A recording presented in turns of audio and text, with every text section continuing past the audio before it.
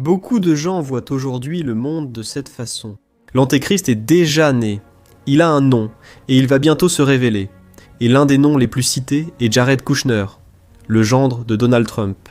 Pourquoi ? Parce qu'il a joué un rôle direct dans les accords d'Abraham, les négociations au Moyen-Orient, et il entretient de très bonnes relations avec les Juifs et les dirigeants arabes.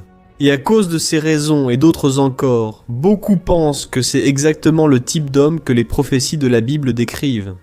J'ai déjà fait une vidéo à ce sujet, que je laisserai ici à la fin pour que tu puisses la voir. Mais savais-tu qu'une multitude de chrétiens dans le monde ne croient pas que l'Antéchrist viendra des États-Unis ? En fait, pendant de nombreux siècles, ils ont toujours cru qu'il viendrait d'Europe. Mais maintenant, il y a un point très sérieux. Et si la Bible, en réalité, pointait vers un autre endroit, et si, au lieu de l'Amérique ou de l'Europe, l'Antéchrist venait du Moyen-Orient ? Eh bien, aujourd'hui, je vais te révéler quelque chose dans la parole de Dieu que tu n'as probablement jamais entendu. Et à la fin, tu tireras tes propres conclusions, d'accord ? Je suis le pasteur Antonio Junior et chaque jour je veux prier pour toi, t'enseigner la parole de Dieu d'une manière très simple. Alors, abonne-toi à ma chaîne et active la cloche de notification. Allons-y. Pour comprendre d'où l'Antéchrist peut surgir, tu dois revenir environ 2600 ans en arrière dans le temps. À cette époque, le prophète Daniel était exilé à Babylone, lorsque Dieu lui montra une succession d'empires qui domineraient le monde. Babylone, la Perse, la Grèce et Rome. Ces 4 empires apparaissent au chapitre 2 de Daniel sous la forme d'une statue et au chapitre 7 comme des animaux féroces. Et au milieu de ces visions, Daniel voit apparaître une figure différente de toutes les autres. Une petite corne qui pousse parmi les 10 cornes du 4e animal. Cette corne a des yeux comme ceux d'un homme et une bouche qui parle avec arrogance. Et ce serait la figure de l'Antéchrist. Et le premier indice sur son origine se trouve ici. Il naît à l'intérieur du territoire du 4e animal, c'est-à-dire à l'intérieur des limites de l'ancien empire romain. Et c'est sur ce passage que la plupart des théologiens se sont arrêtés. Ils y ont vu l'empire romain et ont conclu que l'Antéchrist serait européen, probablement italien, peut-être lié au Vatican. Cette interprétation a dominé pendant des siècles. Mais le problème, c'est que Daniel ne s'est pas arrêté au chapitre 7, car au chapitre 8, Dieu montre à Daniel une vision encore plus détaillée. Cette fois, l'accent n'est pas mis sur Rome, mais sur la Grèce. La Bible dit que Daniel voit un bouc qui avance avec force et vainc un bélier. Ce bouc représente l'Empire grec, sous Alexandre le Grand. Mais lorsqu'Alexandre meurt, sa corne se brise en 4. C'est exactement ce qui s'est passé dans l'histoire. Après la mort d'Alexandre, l'Empire grec a été divisé entre 4 généraux, 4 royaumes. Daniel dit que de l'un de ces 4 royaumes va surgir un chef, petit au début, mais qui va grandir et avancer vers le sud, vers l'est. Et la terre glorieuse, qui est Israël, le sud c'est l'Égypte, l'est c'est la Perse, et la terre glorieuse c'est à Israël. Si ce chef s'étend vers celle-ci, il part forcément d'un point qui se trouve au nord d'Israël et à l'ouest de la Perse. Et quand tu regardes sur la carte, c'est exactement la région de la Syrie, de la Turquie et de l'Irak. C'est le territoire d'un ancien royaume qui est né là-bas, appelé l'Empire Séleucide, l'un des 4 morceaux de l'Empire grec.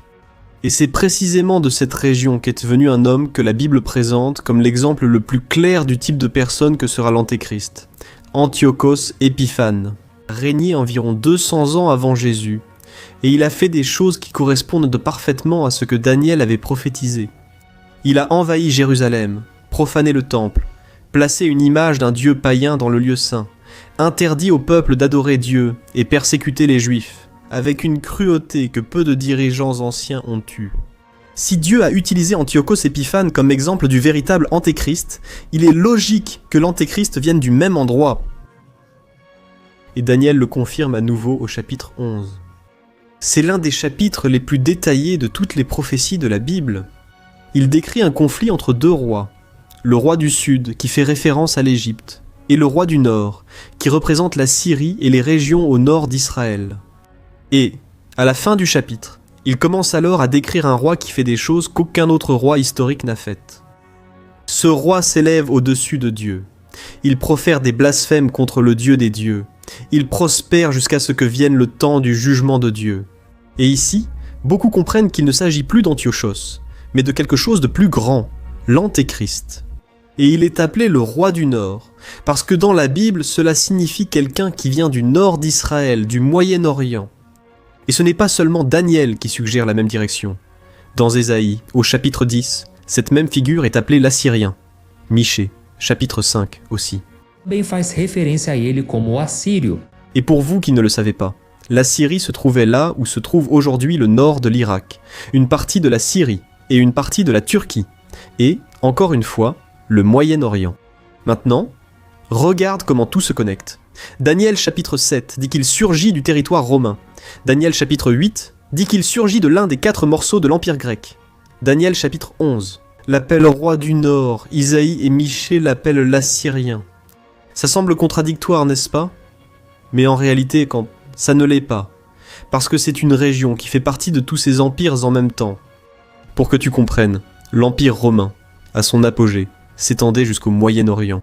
L'Empire grec était né en Grèce, mais ces 4 parties ont dominé la Syrie, l'Égypte, la Turquie et la Perse. Et la Syrie se trouvait exactement dans cette même région. Et l'endroit où tous ces empires se rencontrent n'est pas Rome, c'est le Moyen-Orient. Une chose passe presque toujours inaperçue. Dans l'Apocalypse, chapitre 13, Jean décrit la bête qui sort de la mer, et il dit que cette bête a un corps de léopard, des pattes d'ours et une gueule de lion. Dans le livre de Daniel, le léopard représente la Grèce, l'ours représente la Perse et le lion représente Babylone.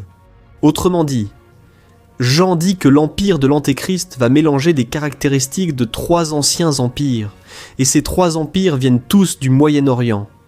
Aucun d'eux ne vient d'Europe. Et il y a encore un détail très curieux, qui vient de l'intérieur d'Israël. Dans l'Apocalypse, chapitre 7, lorsque Jean énumère les 144 000 scellés des 12 tribus, une tribu disparaît de la liste, la tribu de Dan. Elle n'y est tout simplement pas. Et les premiers chefs de l'Église, comme Irénée et Hippolyte, qui ont appris directement des apôtres, disaient que Dan a été exclu parce que l'Antéchrist viendrait de cette tribu. Il se basait sur la prophétie de Jacob dans la Genèse, chapitre 49, où Jacob dit que Dan serait comme un serpent, le long du chemin une vipère qui mord les talons du cheval. Cette tribu a disparu des registres après l'exil assyrien, il y a près de 3000 ans, et elle est encore aujourd'hui considérée comme l'une des tribus perdues d'Israël. Je ne te dis pas que c'est l'interprétation définitive, d'accord? Il y a des théologiens très sérieux qui ne sont pas d'accord. Beaucoup défendent encore l'origine européenne. L'Antéchrist pourrait combiner plusieurs de ces prophéties d'une façon que nous ne comprenons pas encore totalement. Comme Jésus lors de sa première venue, qui a accompli des prophéties apparemment contradictoires. Il était de Bethléem, mais on l'appelait le Nazaréen. Il venait d'Égypte, mais il était de la tribu de Juda. Et tout s'est assemblé d'une manière que personne n'attendait.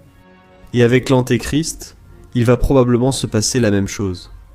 Mais je veux que tu comprennes ceci. La Bible est bien plus claire que ce que beaucoup prêchent. Elle n'est pas vague, ni sans direction. Elle donne des détails, montre des lieux, des schémas historiques, et même des exemples réels qui nous aident à comprendre ce qui arrive. Maintenant, peu importe d'où il vient, il y a quelque chose à propos de l'Antéchrist qui est bien plus dangereux que son origine, et c'est cela que tout chrétien doit prendre au sérieux. La Bible dit qu'il ne viendra pas comme un méchant, il viendra comme une Solução. Daniel. Qu'il va conclure un accord de paix avec Israël. Il va résoudre un conflit qu'aucun dirigeant au monde n'a réussi à résoudre.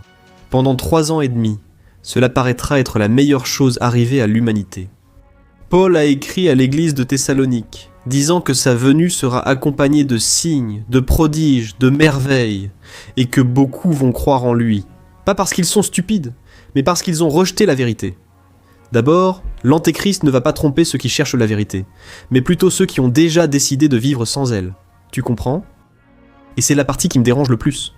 Parce que quand tu regardes le monde aujourd'hui, qu'est-ce que tu vois? Des gens fatigués, inquiets, désespérés, en quête de quelqu'un qui résolve tout, qui apporte la stabilité économique, qui mette fin aux guerres, qui promette la sécurité.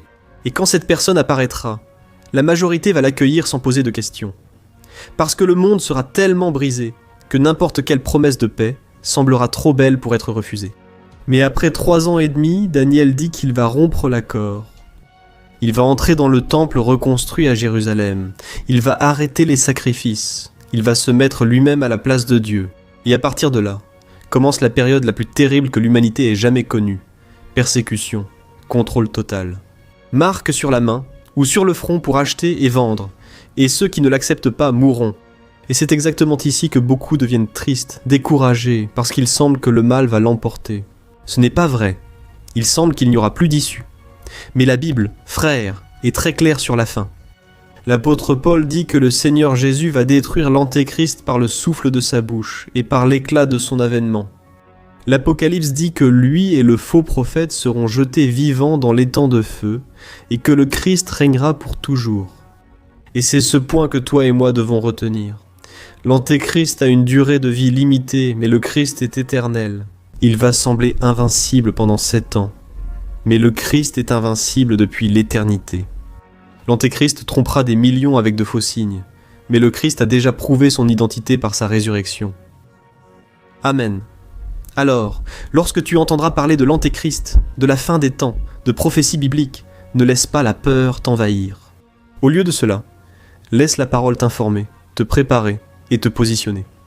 Parce que Jésus reviendra bientôt, et il attend que tu aies le cœur tourné vers lui. Amen, je suis le pasteur Antonio Junior. Si tu as aimé ce message, partage-le avec tes amis et ta famille. Et je vais laisser 2 vidéos ici à l'écran. Choisis-en une pour être édifié. Que Dieu te bénisse puissamment. Je t'embrasse fort.